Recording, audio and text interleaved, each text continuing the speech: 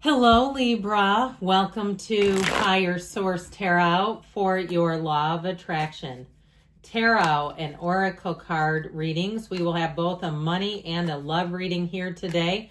There is a Law of Attraction message linked in the description box if you're interested in that. We'll start off with the money reading here first. And before we begin, a message from Abraham Hicks. My greatest gift to give is my happiness. The greatest gift that you could ever give is your own happiness. When you are in a state of joy or appreciation, you are connected to the stream of source energy that is truly who you are, and anything or anyone that you're holding as your object of attention benefits from your attention. So get yourselves up on that high flying disc before you interact with others today, however you're able to achieve that. All right, you have here in the past the Ten of Swords, the Nine of Wands, the Devil, very interesting, and the King of Pentacles. Well, I feel like there's something here about shifting your attention and focus. Especially, too, if you've been tied to materialism, if you overspent a bit in terms of the holidays, or even throughout the year, if you say, I am not in the position I thought I was going to be at this point, it's time to really shift gears.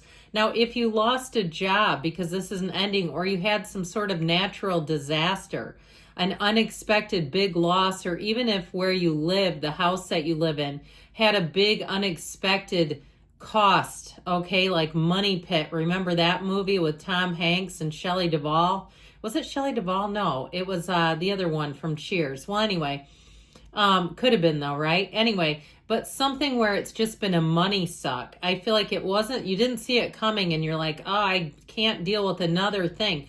Now, Abraham Hicks has long taught that bad things happen in threes, because by the time we get to the third event, we're so sick of it that we change our energy.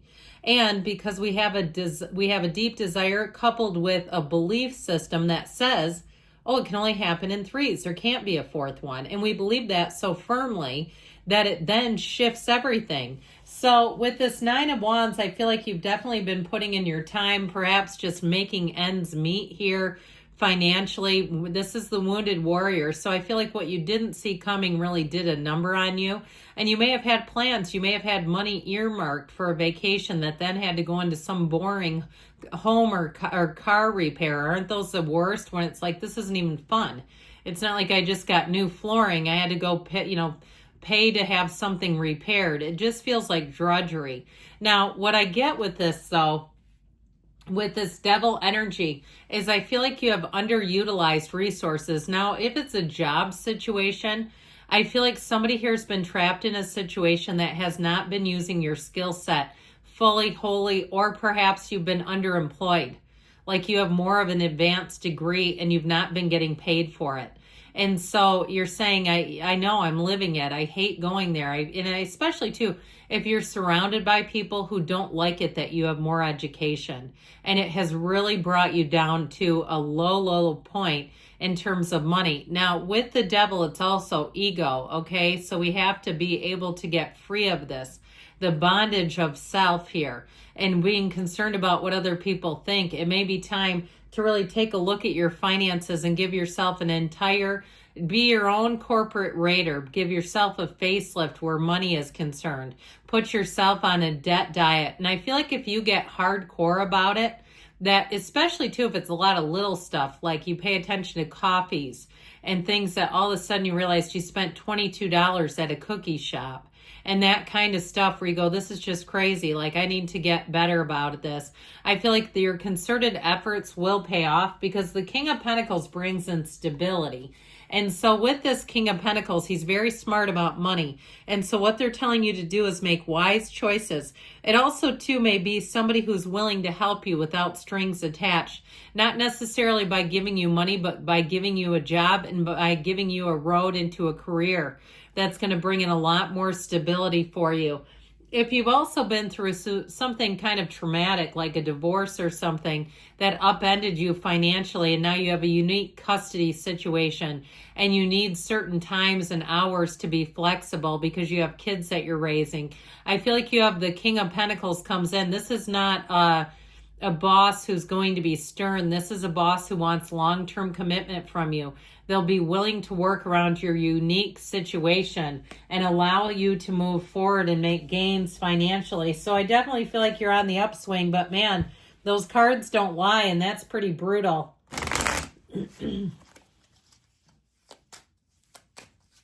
All right.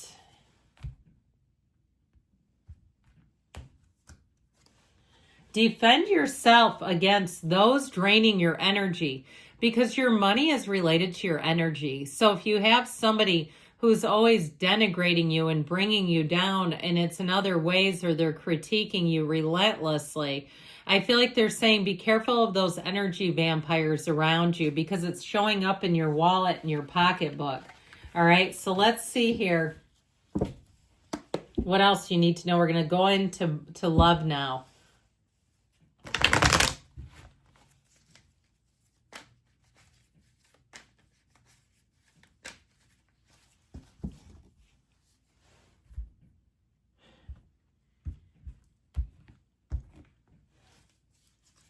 All right, the Three of Swords, the Four of Swords, the Fool, ready to take that leap of faith. So I feel like somebody here has a message for the brokenhearted with these two.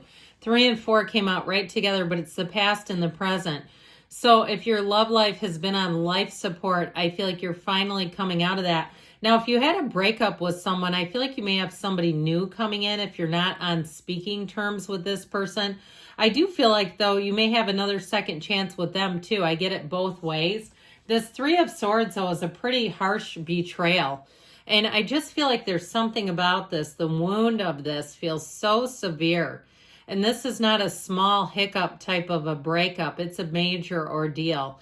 And so with the 3 of Swords, it's always an energy that tells you to embrace it. See it for what it is. Don't try to convince yourself it's something that it's not. Even if it's somebody around you who's trying to convince you, oh, no, and why do they care anyway? It just seems strange, doesn't it? That somebody would try to convince you to resist your own intuition and feelings. But it's like, what gain are they getting out of that? Well, anyway, with this 3 of Swords, though, if it's a self-betrayal, it's showing up in the cards and telling you to get yourself back on that spiritual beam. Get yourself back to center, because with the 3 of Swords, when we talk about this, it reminds me, and I probably told you this one before, a great exercise that Carolyn Mays teaches, to write down every single time you've helped other people. And you'll say, well, that would be preposterous. How am I supposed to remember that? Well, okay, how about this one? Write down every time you betrayed yourself. That should be pretty easy to come up with, because it's glaring. And I feel like you have to have a little bit of recovery in that arena, which is actually perfect with the 4 of Swords, believe it or not, because that lets you hang up those dueling swords. You're not here to fight and battle, because the longer you stay connected to an argument, a fight, a battle with somebody, the more it will take for you to come into something beautiful, which you do have, by the way. You've got love in these cards, no doubt about it. But with this 4 of Swords, don't rush yourself. Give yourself the time. Because the other thing I get is if you try to rush it, it just provides more distractions. And that can really mess up our energy. And so sometimes we're rushing into something that's not for us. And it seems to be like this rabbit's hole that you go down, right? You know, you go into this thing and you say, this is not for me. How do I get back out of it? You're better off staying in this. He's lying in repose. He's allowing his heart to open and his mind to quiet down. All that noisy stuff. Okay, that awful roommate in the head that just doesn't stop chirping. And so with the Fool, here you go. You're ready to take that leap of faith. I feel like the person you're attracting, their energy is so clean. It's wonderful because they're ready. This is somebody that could be in a relationship with you tomorrow. They don't have any old baggage. They understand their part in relationships. And you might find they might tell you some things, but they don't really want to get into these long historical conversations about their exes because they've detached. It's the ones that want to keep the ex alive that I'd be concerned about. This person wants to go out on adventures with you. They see a future with you. They may come up with all kinds of little things. There's never a dull moment with whoever this is. It's also telling you that your soul is coming out. Okay, that your soul is guiding the path, is leading the way. And when the Fool shows up, know that you're going to have a big transition, and it's definitely for the positive. So your advice here is the Page of Cups. Allow yourself to be romanced. Be in the place where you have your guard let all the way down. There's no guarding here. This is a messenger. So get ready for texts. Get ready for coffee dates, for invitations. I feel like somebody here, and they don't want to stop. It's like once they get you in their good graces, once they get you in their company, they don't want to let you go. And so I feel like you definitely have love here. Let's see what the yes, no can tell. Tell more, please.